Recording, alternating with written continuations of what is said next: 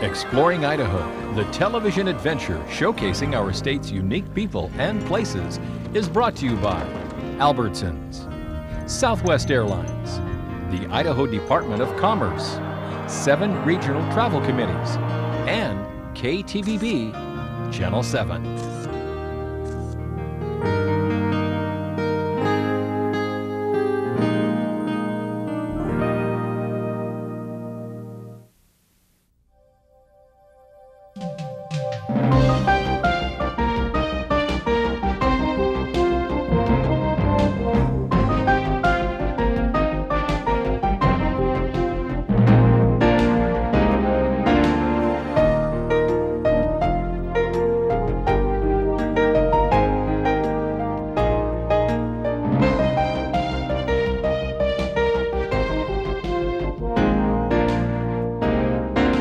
Coming up on this edition of Exploring Idaho, take a trip to a central Idaho convent where the nuns have put together an amazing museum. We'll take you to St. Gertrudes.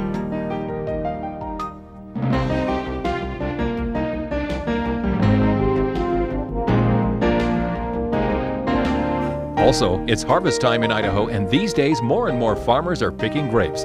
Take a tour through Idaho's wine country.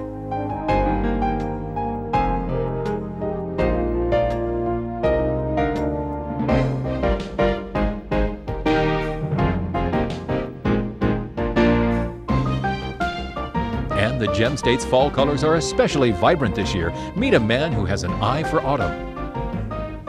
All this coming up on Exploring Idaho.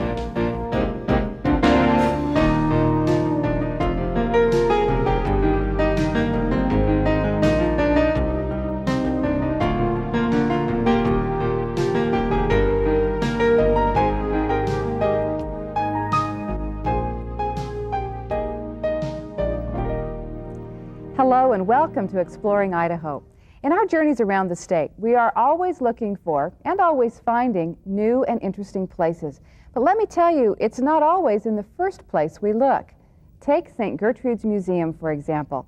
Tucked away on a back road near Cottonwood, this unassuming museum sits next to a monastery, and it's run by a group of nuns. And as you are about to see, it is nothing short of incredible.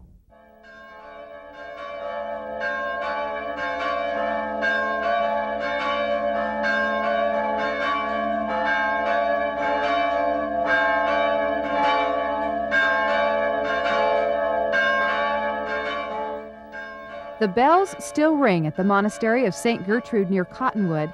The first nuns came here more than 100 years ago.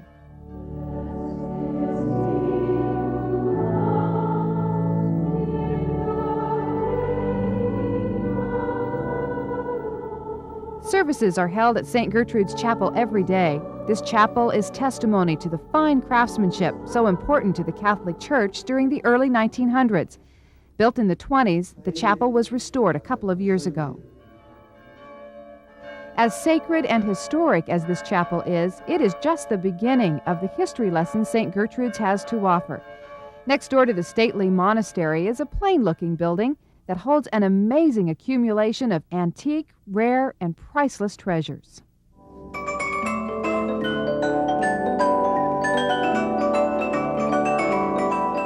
Here you'll find collections of everything from old medical equipment to political buttons, an especially impressive collection considering we're in the heart of Idaho's farm country. That Army bugle has an 1867 date etched on it with the name of the Army unit to which it was assigned. Fort Apache, I think, that's in Arizona. And the cornet over there was used in the Civil War. Sister Alfreda Elsenson started the museum to give her high school students history they could see and hold. Most of the historical items came from friends, and the collection grew and grew over the years. Sister Catherine Manderfeld, the museum's curator, says what you see here is strictly accumulation. It's an old-fashioned kind of museum. Present-day museologists wouldn't do it this way. She says most museums build stories around their exhibits. Here, it's just a little bit of everything. In one case, you'll find a collection of handcrafted guns and utensils made by Buckskin Bill, a famous Idaho backcountry hermit. And right next door, a dress worn by Polly Bemis, a Chinese slave girl who made her mark in Idaho County. Don't be frustrated if you feel you can't see everything in a day. Most people can't. In fact, our tour has only begun. And while there's plenty more to see in the main room, it's the museum's newest wing that's drawing most of the attention these days.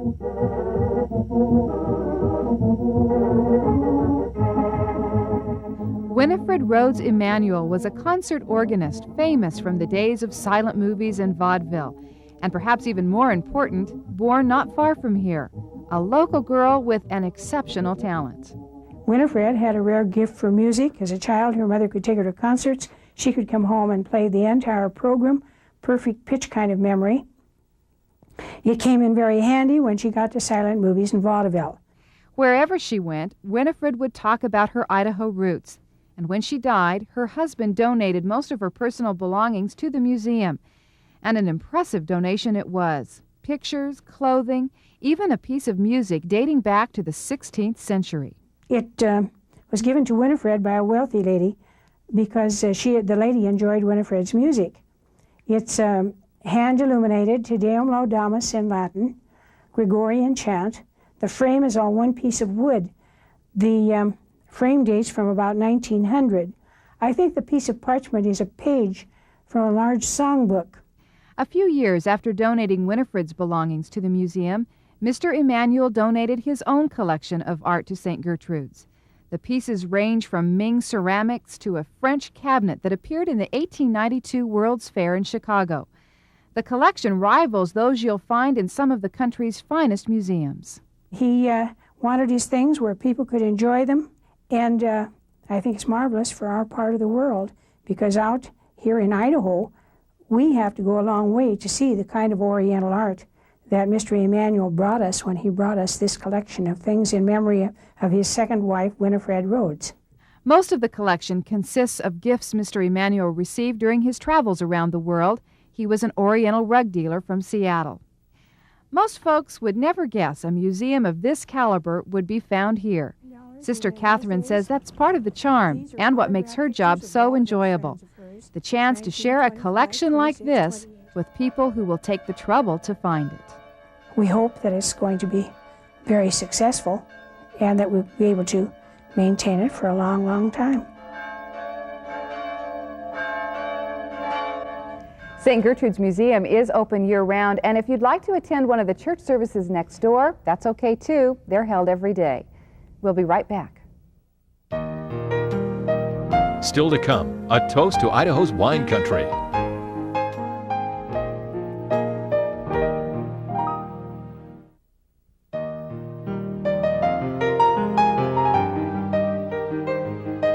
And now, a toast to one of Idaho's fastest growing industries, winemaking. From its Rieslings to its Chardonnays, more and more people are finding a visit to wine country doesn't mean a trip out of state anymore. David Mills joins us now with the story. David? Well, Dee, in California, a state long known for its fine wines, some folks actually build vacations around winery tours. And now that idea is catching on right here in Idaho. There are more than a dozen wineries open for business in the Gem State, mostly in southern Idaho. Turns out this isn't just a great spot to grow potatoes. Rows and rows of grapevines. We're definitely in the heart of wine country. But check your map, we aren't in California. This is southern Idaho's Snake River Valley. We all know the Gem State is famous for its potatoes, but lately Idaho grapes are being recognized too. During the past 20 years, farmers have learned the same growing conditions that make for great spuds can turn out bumper crops of grapes too. Another load of Chardonnay grapes goes to the crusher. The fall harvest is a busy time of year at Hagerman's Rose Creek Winery. It's a family-run operation where everybody pitches in. Stephanie Martin is the winemaker. My father works in the tasting room. I have my mother helping me on the crush pad. The kids help us do the bottling, the labeling. My sister-in-law does the books. It takes the whole family. This is Rose Creek's 10th harvest. They'll celebrate by moving into a new wine tasting room this spring. They'll even produce a special wine to mark the occasion. But right now, the most important thing is the harvest. During this 6-week period, they'll produce a year's supply of wine, about 10,000 cases.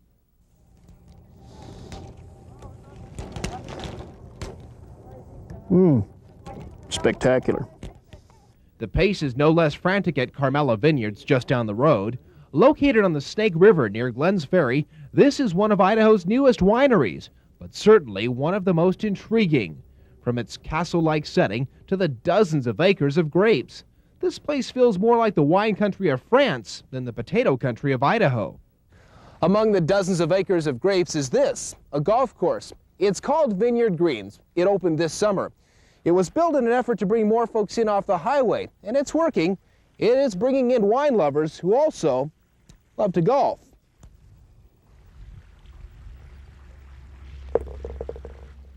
Although millions of dollars have been invested here in the name of tourism, the wine produced at Carmela Vineyards is still the #1 priority. It's a little scary. You're like the artist with the painting. Is everything done? Have I done everything I can to make this the best bottle of wine I could make? And then at some point you have to say, I'm done. It's there. Put it in the bottle. Let people try it. Let people judge for themselves. Scott will oversee production of more than a half-dozen varieties of wine, from the popular Johannesburg Riesling to their specialty, Muscat Canelli. But he says the wine is only as good as the grapes, and Idaho's got fantastic grapes. In this state, I think most of the grapes are grown right near the Snake River, and that is ideal spot.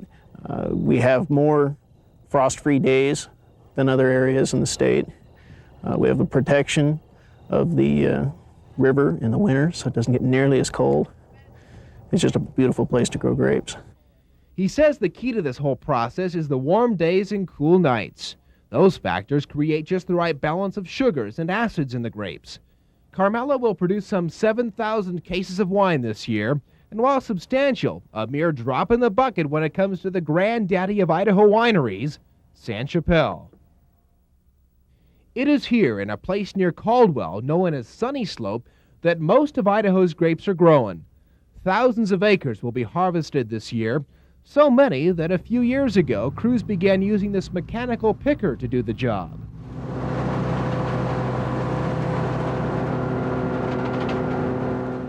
Well, it's more like a shaker. This contraption literally shakes the vines until the grapes fall off. It's effective and amazingly doesn't damage the plant.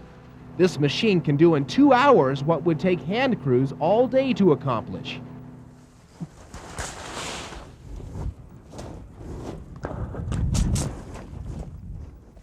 This time of year, winemaker Kevin Mott spends a lot of time in the vineyards. This is Merlot. This is very close to being ripe. You can see the dark, almost black. This year has been very good because of the cold, cool nights and actually cool days too. It's slowed down ripening, but it's also made for very dark color. And these will probably be ripe in another, about another week and a half, I would guess. When he's in the field, one of the most important things Kevin takes along is his taste buds. What I'll do to make my final harvest decision is just go out in the vineyard and taste the grapes and see what the flavor's like. Once the flavor gets to the point where I like it, then that's when we pick it.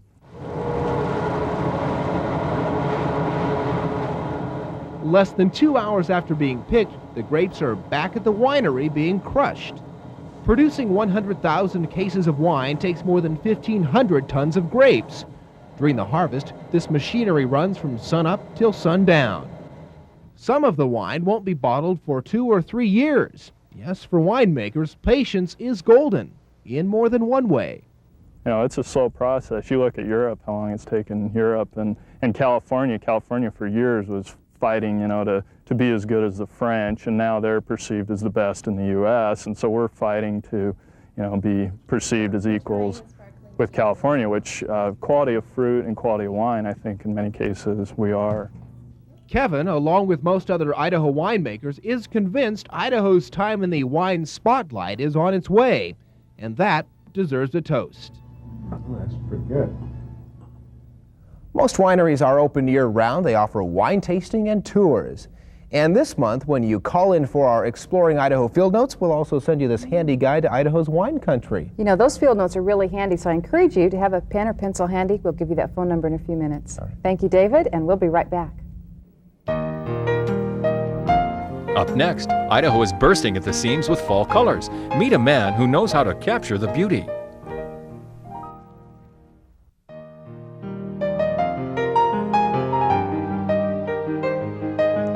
This is the time of year when we all find ourselves longing for a lazy afternoon to go for a long walk and just feast on the spectacular colors of fall. It's a great time to go exploring Idaho. And that's just what reporter John Patterson did recently. He went in search of the most spectacular leaves to be found. John, where did you go? Dee, our crew took off for Sun Valley, and it turned out to be the right decision. The changing leaves were just breathtaking. Locals describe it as the best color in many years. We're not only going to show you the changing leaves, we'll help you appreciate them through the eyes of one well-trained observer.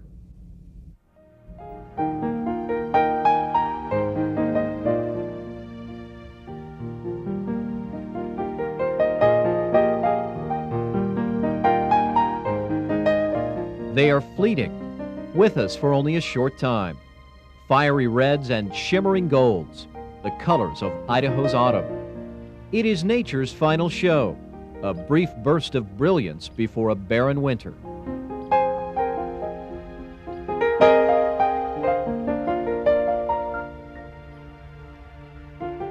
There are many places in our state to view this colorful display, but no stage is more spectacular than the resort community of Sun Valley. Look at the leaves are falling. First leaves I've seen. Hey, the leaves are falling. Look at that. That's great, huh? First leaves. Little breeze. That starts to go, boy. That's going to take them. For the last 15 years, professional photographer Jack Williams has made Sun Valley his home. This nationally acclaimed photographer has seen his pictures on the cover of such magazines as Sunset and Snow Country. Okay, anytime you're ready, girls. Good. On this day, Jack's taken us up Trail Creek, one of his favorite locations, at the peak time of his favorite season. Ooh, that's beautiful. That's beautiful, that 200 on. Boy, it's a humdingaroonie. For a man who's taken so many pictures of autumn, you'd think all this would become routine. Not so. Listen to the excitement in Jack's voice as he describes what he loves best about autumn.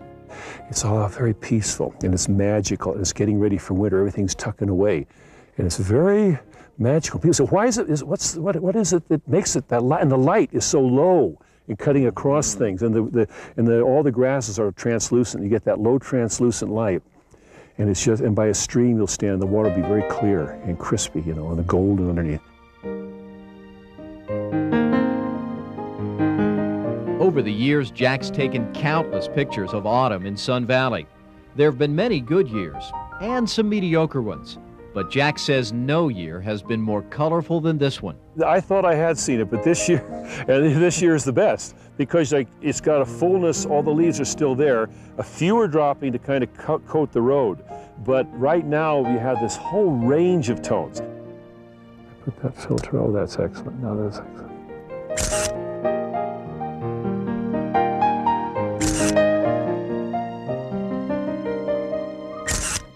What is it about this time, this season, that commands our attention? It is perhaps the same force that compels Jack Williams to photograph it. It's warm in your front and cool in the backside, the crunch of autumn leaves. It's Hemingway-ish, you know, like down his statue where he says, best of all, he loved the fall, you know. It's just haunting. It's magic. It's like a tuck-away time, you know. It takes only a moment to glimpse the beauty of autumn. Look at these colors.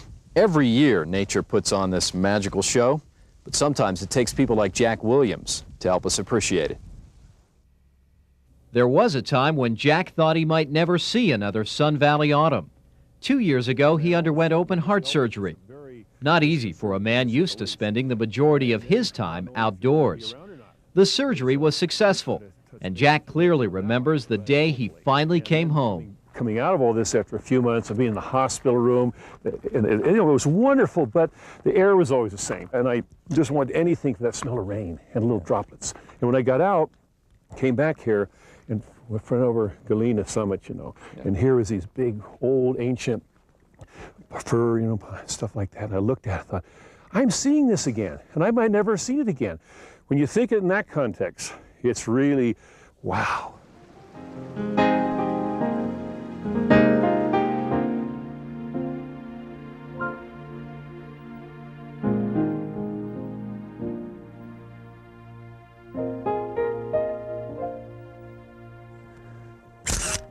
Smile, be happier, Ange.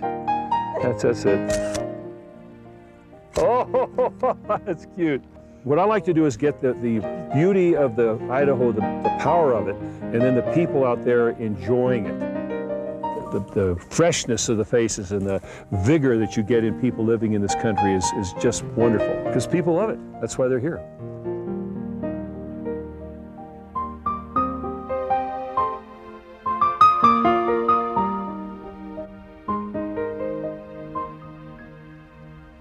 They are fleeting, with us for only a short time.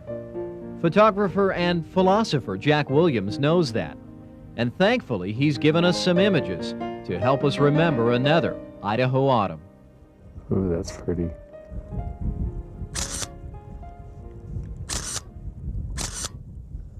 If you ever want to see any of Jack Williams' finished photographs, his studio is located in Ketchum. He's very gifted. Yeah, he is. I noticed in your story, John, more red leaves than I've ever noticed up that way before. Yeah, we noticed that too, Dee, and we asked some local botanists about that. They tell us it's probably due to the cooler than normal summer that we had, and that explains it. That's interesting. Yeah. John, thank you. That was beautiful, and we'll be right back.